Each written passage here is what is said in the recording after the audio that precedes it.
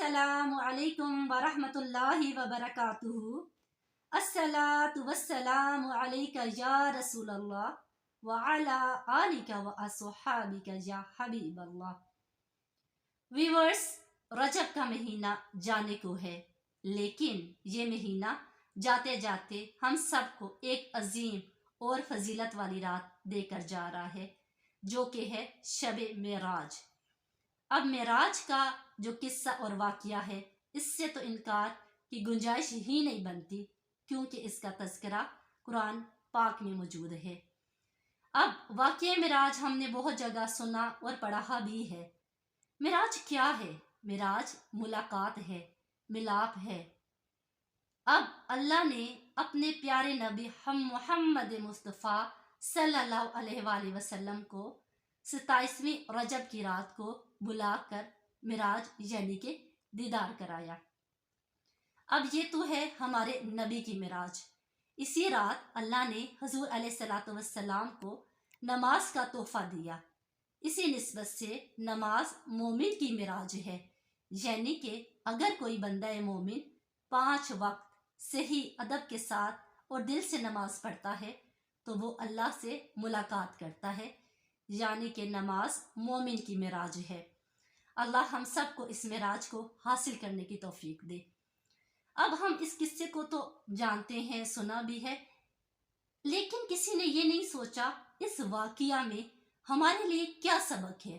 اس واقعہ میں ہمارے لیے بہت ہی عظیم سبق ہے۔ وہ کیا ہے؟ آئیے دیکھتے ہیں۔ واقعہ معراج اسباب کے خلاف عجب اللہ کی قدرت ہے۔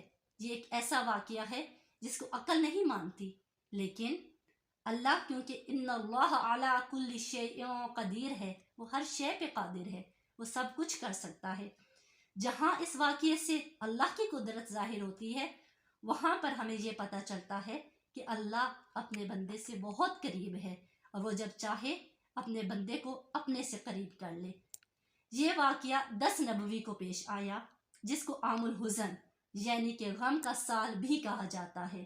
اس سال ابو طالب کی وفات ہوئی، حضرت خدیجہ رضی اللہ تعالی عنہا کی وفات بھی ہوئی، اور اسی سال طائف کا جو ہے قصہ وہ بھی ہوا، یعنی کہ اس واقعہ جو طائف کا واقعہ تھا، طائف میں جب حضور علیہ الصلوۃ والسلام اسلام کی تبلیغ کے لیے گئے تو وہاں کے چند اوباش اور شریر لڑکوں نے حضور علیہ الصلوۃ والسلام پر پتھر برسائے، یعنی کہ ان کو پتھروں سے مار کر لہو لہان کر دیا، نعوذ باللہ۔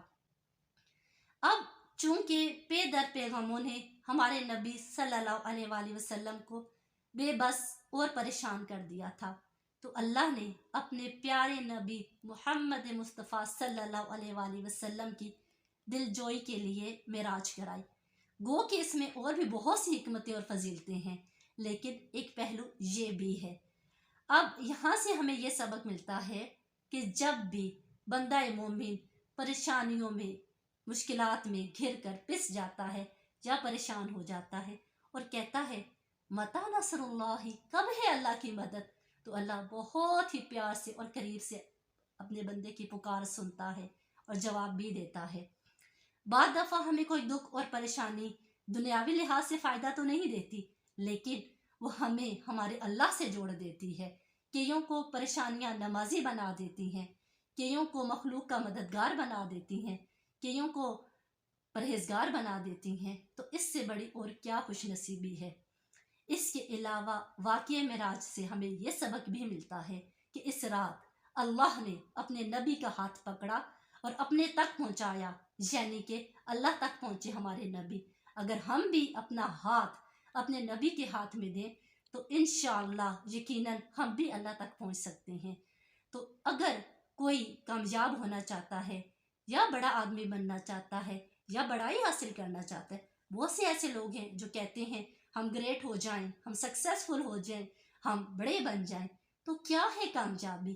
کامیابی یہ ہے کہ ہم سے ہمارا اللہ اور اس کا رسول راضی ہو، جب ہم مریں تو ہمارے ہاتھوں میں جنت کا پروانہ ہو، ہمارے نبی اور ہمارا جو قبر میں نبی کا ساتھ ہے وہ ہمارے پاس ہو۔ تو اللہ سے یہی دعا ہے کہ اس معراج کی برکت سے اللہ ہمیں بھی، جو کہ مومن کی معراج ہے، 5 وقت کا نمازی بنائے، اور اس رات میں جہاں بہت ساری عبادات ہم کریں گے، وہاں ان عبادات میں ہم نے یہ نہیں دیکھنا کہ ہماری کوانٹٹی کیا ہے، کوانٹٹی کو نہیں دیکھنا، کوالٹی کو دیکھنا ہے۔ یعنی کہ آپ نے یہ نہیں کہنا میں نے 100 نفل پڑھ لیے ہیں، میں تو پوری رات جاگا یا جاگی ہوں۔ چاہے آپ تھوڑی دیر کے لیے جاگیں لیکن دل سے عبادت کریں، چاہے آپ چند نفل پڑھیں لیکن وہ ایسے پڑھیں کہ وہ اللہ کے ہاں قبول ہوں اور آپ کی بخشش کا ذریعہ بنے۔ آمین۔ آخر میں یہی دعا ہے، اللہ اس رات کے صدقے ہم سب کی تمام پریشانیوں کو دور کرے اور امت مسلمہ پہ رحم فرمائے۔